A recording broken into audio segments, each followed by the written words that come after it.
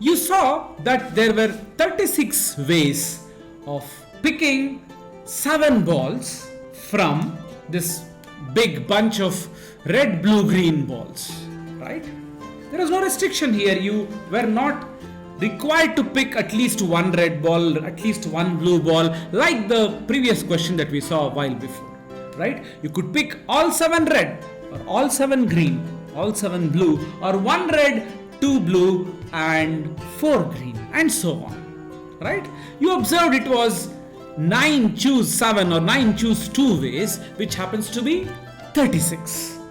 Now, I want to try solving this problem using some complicated mathematics. I might sound very crazy to invoke some very spooky mathematics to solve something as simple as what was explained to you right now by our friend Saujanya, but I, as a professor, will try to pretend to be a teacher who will complicate stuff unnecessarily. You will realize once I proceed further explaining things that sound very not so required. Look at this. So let me look at the expansion of 1 plus x whole to the n. By the way, our motive would be to solve the problem of picking 7 balls from RGB in a very different way. What is the expansion of 1 plus x whole to the n? N choose 0 plus n choose 1 times x plus n choose 2 times x square, and so on up to n choose n times x to the n. If I were to put minus x in place of x, we will get n choose 0 minus n choose 1 times x plus n choose 2 times x square, and so on. In general, the rth term will be n choose r times x to the r, but note the minus symbol here. It will carry the parity of r. What do I mean by this? I'm saying something very simple, that you see the sign before n choose 1 times x was minus because it alternates between plus and minus, you see. The reason is very simple. In place of x, you're putting minus x, right? If it's x square, the minus goes away. If it's x cube, the minus comes there. Think about it, right? So it alternates, and x to the r, x square, if you see, 2 is even, so it is plus, x to the 1 is odd, so it is minus, x cube, 3 is odd, so it is minus, so minus n choose 3 times x cube, and so on, and hence x to the r will have the coefficient n choose r, the pattern, and then the sign will be minus 1 if r is odd, plus 1 if r is even. There's a very smart way in which mathematicians denote this. They simply say minus 1 whole to the power of r. If r is odd, this becomes 1. If r is odd, it becomes minus 1. If r is even, it becomes plus 1. So on up to n choose n into x to the n. And again, the symbol will be minus 1 to the n here. It could end with minus or plus based on whether n is odd or even. Perfect. So 1 minus x to the n happens to be this. The expansion is going to be this. Let me now expand my n choose r's here. 1 minus x whole to the n is 1 minus n times x. N choose 1 becomes n, you see. N choose 2 becomes n into n minus 1 by 2. So 1 minus nx plus n into n minus 1 by 2 times x square plus so on up to, so what is n choose r? N into n minus 1 into n minus 2, so on up to n minus r plus 1. So why is that? There are r minus 1 terms, rather r terms here, so it will be n minus of r minus 1, which makes it n minus r plus 1. Think about it patiently, you will get it. Let me not explain everything here, so that entails to spoon feeding, right? So you should be able to look through all by yourself. So n into n minus 1 up to n minus r plus 1 by r factorial, and that's the coefficient of x to the r, correct, in general, and so on and so forth up to n choose n times x to the n, correct, which is 1 times x to the n here. So what have I done? In the second step, I have simply expanded my n choose r's. This is the expansion of 1 minus x whole to the power of n. Let me now ask this question. What is the expansion of 1 minus x whole to the power of minus n? This is my simple math. Simply put, minus n in place of plus n. Please note, I am making a small conceptual error here. If any mathematician sees this, he will have an objection because I write n choose r's here. What do you mean by minus n choose r? When you're talking about 1 minus x whole to the power of minus n. But then I have expanded n choose r. Whatever is n here, I can try putting minus n here.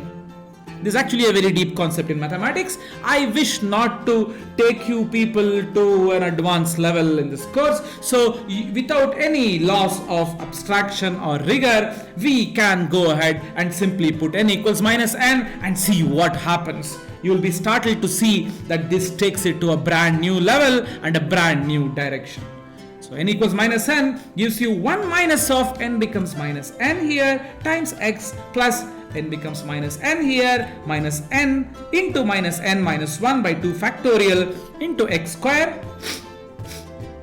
so on and so forth up to n into n minus 1 into n minus r plus 1 by r factorial. Remember, it had a sign minus 1 to the r before it, correct? So minus 1 to the r, n becomes minus n minus 1 becomes minus n minus 1, n minus 2 becomes minus n minus 2, so on. You see, you can pluck out the minus sign there, up to minus n minus r plus 1 by r factorial into x to the r. If I remove minus 1 from everywhere, what you get is minus 1 to the r, and there are r terms here. Observe carefully. N minus n minus 1 minus n minus n minus 1 minus n minus 2 up to minus n minus of r minus 1. Observe that, correct? So that becomes r plus 1. So you pluck out minus 1 minus 1 minus 1 r times, that becomes minus 1 to the r again. You already have minus 1 to the r, that makes it minus 1 to the 2r.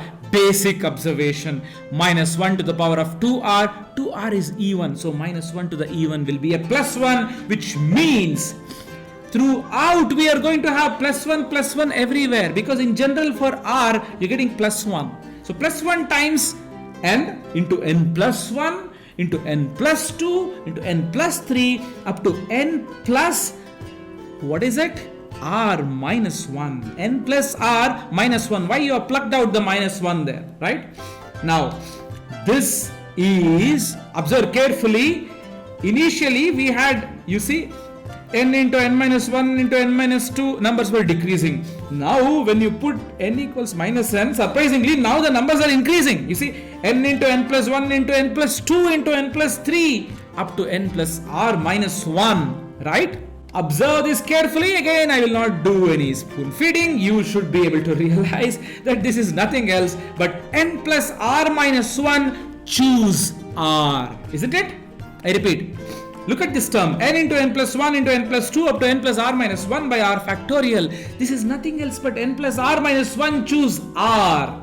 The coefficient of x to the r here is n into n plus 1 into n plus 2 into n plus 3 up to n plus r minus 1 by r factorial, and so on up to x to the n, of course. So what do I observe? When you put n equals minus n, your n choose r becomes basically this, n into n plus 1 up to n plus r minus 1 by r factorial, which is also as observed, n plus r minus 1 choose r, which is the coefficient of x to the r. Bracket this, box this. The coefficient of x to the r happens to be x, n plus r minus 1, choose r. Pause, stare at it, think. What have we arrived at right now? Let us separate everything else and only look at this in the full screen. The coefficient of x to the r in the expansion of 1 minus x whole to the minus n is n plus r minus 1, choose r. Now keep this aside. Let us look at a red, blue, green question in a brand new light. I can take no red or 1 red or 2 reds or 3 reds or 4, 5, 6, 7 reds. Of course, I cannot take 8 reds, you see. There is no way in which I can pick 7 balls. By picking 8 reds, you will be left with no choice then, right? So we should stop at x to the 7. Same is the case with all the colors, red, blue and green. So what is the total possible ways in which you can pick 7 balls so that you pick all red, blue, green balls is simply the coefficient of x to the 7 in the expansion of 1 plus x square plus x cube plus x to the 4, x to the 5, x to the 6, x to the 7 meant for the red ball times 1 plus x square plus x cube plus x to the 4 plus so on up to x to the 7 for one. First one was for red, second one is for blue, third one will be for green. And in this expansion, what is the coefficient of x to the 7 is what we ask. Observe a very small trick but a very powerful one. You see, we are going to invoke some non-trivial math by doing a small trick here. I can in fact write x to the 8 in the reds polynomial here, right? Why should I stop in x to the 7? Oh, you may say, so what is the when will we pick x to the 8? It's nonsensical. Don't worry, you are asking the question, what is the coefficient of x to the 7 in the expansion of these three things? X to the 8 will get multiplied with something else and give a bigger power of x, which will never be used. So why care? So what I will do is I will safely include x to the 8, x to the 9 up to infinity, not just for red but for blue and green as well. Do you see what I have done just now? I've simply taken 1 plus x square up to infinity, 1 plus x square up to infinity, again 1 plus x square plus x cube up to infinity, and I'm multiplying these three things and I'm asking you, what is the coefficient of x to the 7 here? Pause and observe what just happened. Now, what is this? This is nothing else but 1 over 1 minus x. This is nothing else but 1 over 1 minus x. Same is the case with this as well, and put together this is 1 over 1 minus x whole cube. And we are asking what is the coefficient of x to the 7 in the expansion, and that's the answer for a red, blue, green question. Correct? But we just now saw what this is. We saw what is the coefficient of x to the r in the expansion of 1 minus x whole to the n. 1 minus x whole to the minus n, I'm sorry, right? So now I have 1 minus x whole to the power of minus 3, and I'm asking this question, what is the coefficient of x to the 7 here? What will be the answer? Let me think. The answer is nothing else but simply plug in this formula of n plus r minus 1, choose r. What is n here? 3. What is r here? 7. Think through. Correct? So 3 plus 7 minus 1, which is 9, and choose r is again 7. 9 choose 7, which is 9 choose 2, which is 36. Exactly the same answer that we saw just now, but the math was completely different. So do you observe how a very simple solution can be made complicated by using very complicated mathematics? So I am yet to answer why I invoked this kind of a spooky math to explain something that can be easily explained with sticks and cups that our friend explained just now. There is a reason. Let us discuss this over the next video.